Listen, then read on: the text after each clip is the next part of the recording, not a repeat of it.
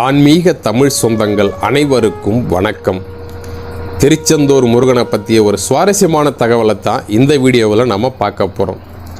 திருவனந்தபுரத்தில் மார்த்தாண்ட மகாராஜா அரசாண்ட சமயம் அது. திருச்செந்தூர் திரிசுதந்திர முக்காணி பிராமணருக்கும் திருவனந்தபுரம் முக்காணி பிராமணர்களுக்கும் பெண் கொடுக்கல் வாங்கல் சம்பந்தம் உண்டு. இன்று வரை அந்த சம்பந்தம் தொடர்ந்து கொண்டுதான் இருக்கின்றது.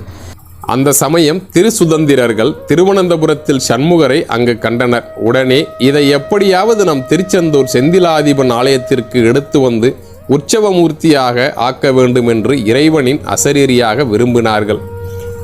உடனே காரியத்திலும் இறங்கினார்கள். திருவனந்தபுரத்தில் வியாபாரத்தில் மிகவும் செல்வாக்கு பெற்ற சமுதாயம் பறக்க சமட்டியார் சமுதாயம். உடனே பறக்க சமட்டியார் உதவியை நாடினார்கள். அவர்கள் மகிழ்வுடன் உதவ முன் வந்தனர்.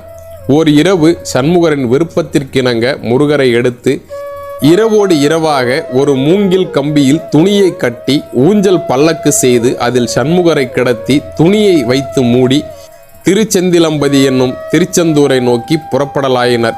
திரிசுதந்திரர்களும் பறக்கச் செட்டிமார்களும் வழியில் திருவிதாங்கூர் சுங்கச்சாவடியில் காவலர்கள் தடுத்தனர். அவர்களிடம் குழந்தைக்கு அம்மை போட்டு இருக்கிறது, அதனால் பாண்டி நாட்டுக்கு வைத்தியம் பார்க்க கொண்டு போகிறோம் என்று சொல்கிறார்கள்.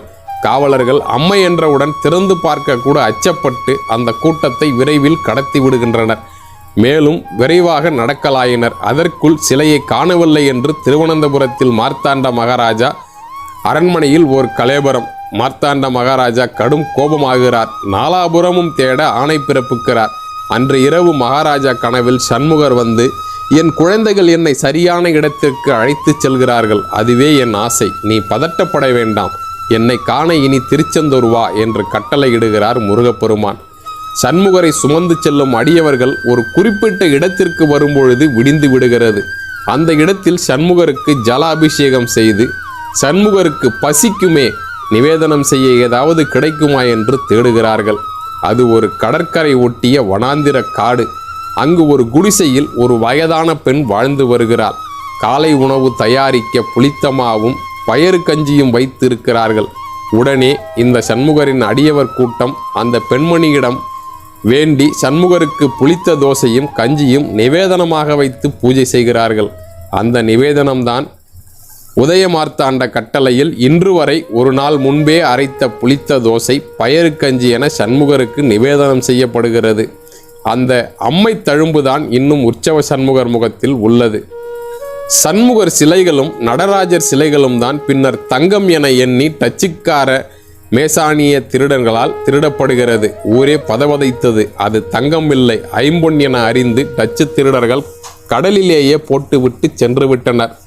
வடமலையப்பர் பிள்ளை கனவில் முருகப்பெருமான் தான் கடலில் இருப்பதாக சொல்ல வடமலையப்ப பிள்ளை காயாமொழி ஆதித்தனிடம் சென்று முறையிட்டார். காயாமொழி ஆதித்தன் மீனவர்களை அழைத்து கொண்டு கடலுக்கு சென்ற பொழுது கடலில் மேலே மிதக்கும் எலுமிச்சம்பழத்தை கண்டு அதற்கு கீழே போய் பார்க்க உத்தரவிடுகிறார். என்ன ஆச்சரியம்! முருகப்பெருமான் நடராஜர் அனைத்தும் அப்படியே எடுத்து கடலில் கொண்டு வைக்கப்பட்டு மீண்டும் திருச்செந்தூர் கோவிலில் பிரதிஷ்டை செய்யப்படுகிறது. இந்த சம்பவம் தான் காயாமொழி ஆதித்தன் மனதில் முருகப்பெருமான் மீது தீராத பாசத்தை ஏற்படுத்தியது. ஆதித்தமார்கள் நிலத்தில் எல் மானாவரியாக விதைக்கப்பட்டது. என்ன ஒரு ஆச்சரியம்! ஒரு பங்கு கிடைக்கும் இடத்தில் 3 பங்கு எல் மகசூல் கிடைத்தது. அந்த பணத்தை வைத்தே காயாமொழி ஆதித்தனார் திருச்செந்தூர் கோவிலுக்கு தேர்கள் செய்து கோவிலுக்கு உபயமாக கொடுத்தனர். ஆக முருகர் எந்த ரூபத்தில் யாரோடும் எப்பொழுதும் எப்படி நட்பு பாராட்டுவார் என்று நம்மால் கூற முடியாது.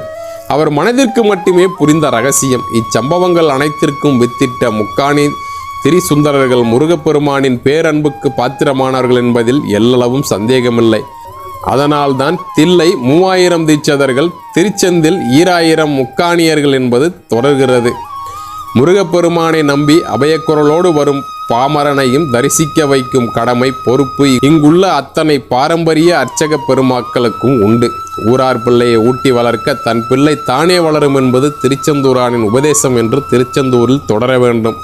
வேலும் மயிலும் சேவலும் நமக்கு உற்ற துணை. வெற்றிவேல் முருகனுக்கு அரோகரா. இதுபோன்ற மேலும் பல ஆன்மீக தகவல்களுக்கு நமது ஆன்மீக களஞ்சியம் சேனலை சப்ஸ்கிரைப் பண்ணுங்கள். இந்த வீடியோ உங்களுக்கு பிடிச்சிருந்தா லைக் பண்ணுங்கள். ரொம்ப பிடிச்சிருந்தா உங்கள் நண்பர்கள் அனைவருக்கும் இந்த வீடியோவை ஷேர் பண்ணுங்கள். உங்களோட மேலான கருத்துக்களை கீழே கமெண்டில் பதிவிடுங்க.